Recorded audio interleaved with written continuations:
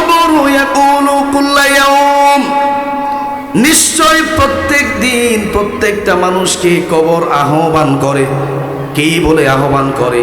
সে বলে আনা বাইতুল গুরবা।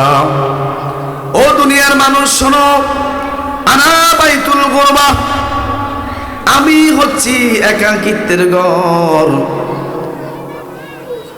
আনা বাইতুল ওহদা, আমি হচ্ছি নিঃসঙ্গতার ঘর।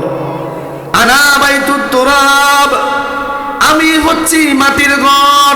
আনা বাইতুদ দুদ, আমি হচ্ছি কীট পতঙ্গের ঘর।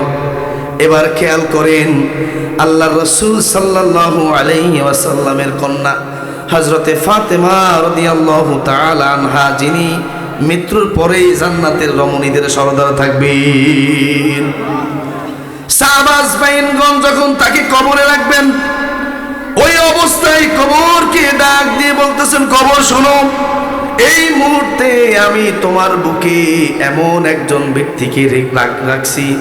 ওই ব্যক্তিটা হচ্ছে আমাদের শেষ নবী, যিনি সমস্ত মানুষ জান্নাতীদের সরদার হবে।